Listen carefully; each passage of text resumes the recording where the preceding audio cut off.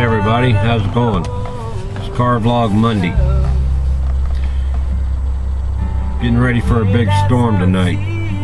It's supposed to be, I don't know, 6, 7, 8 inches of snow, who knows. Depends on what radio or TV station you listen to. Depends on how much you're going to get. Anyway, today's an excerpt from my journal, my pieces of my past.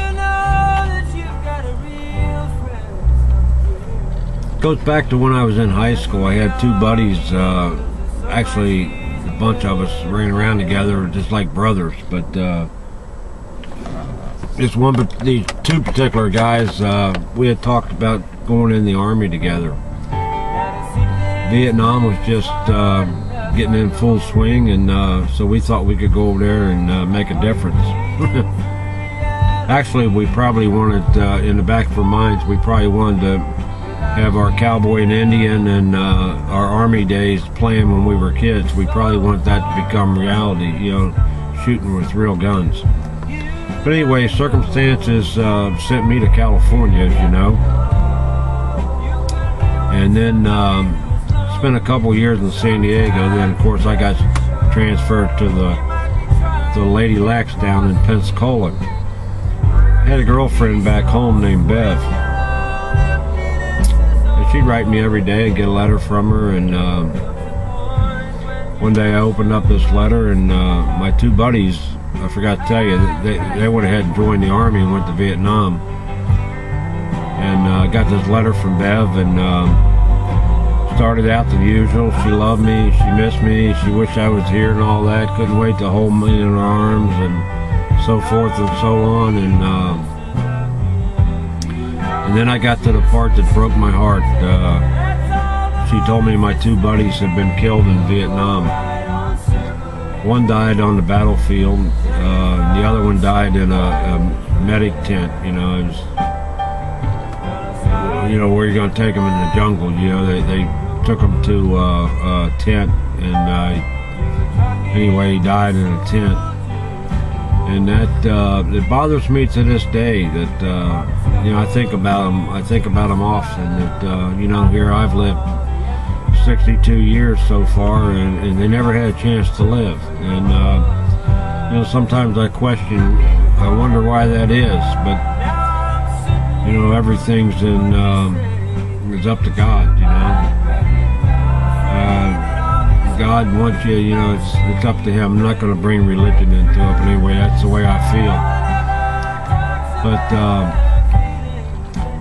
you know, it makes me appreciate. When I was in the service during Vietnam, I would come home on leave, and people could tell I was a veteran from my haircut.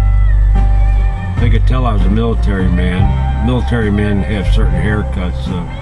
And they used to spit at me and call me a baby killer. They didn't know I was in the Navy. You know, they just knew I was in the military, and they hated the military. And the Iraqi guys in Iraq and Afghanistan today don't get that kind of treatment. And I'm happy for them. I'm happy that they don't have to go through it. And I make a point to, if I'm in a mall or at an airport or wherever I'm at and I see a vet, I'm making a point to walk up to them and shake their hand and say thanks for your service. And I'd highly recommend that everybody do that, because trust me, I mean, if you had never been in the military, it does take a lot of courage to sign your name on a dotted line and say that you're willing to give up your life. Be it in the Army, Navy, Air Force, Marines, Coast Guard, you name it, you could give up your life, and you're willing to do that for your country. So I highly advise you, encourage you rather, to if you see a vet, tell him thanks. Tell him thanks. It means him or her. It'll mean so much to him, more than you can imagine. And I only wish I had that kind of gratitude extended to me back in the 60s when I came home, because it was really hard to deal with, being called a baby killer, and never killed anybody in my life, and it was extremely difficult. So anyway, that's my story for today from Pieces of My Past journal, and I hope you enjoyed it. And I'll go back through there and I'll pick out another neat story. I got a couple in there. I got one about my first kiss. I might like to tell you that one about my first kiss. I've got several pages written about my girlfriend Bev, and that I had, my first true love. I have to say she's my first true love. Even though I didn't marry her, she was my first true love. But anyway, I've got a bunch of stories, and as long as you like listening to them, I don't mind telling them.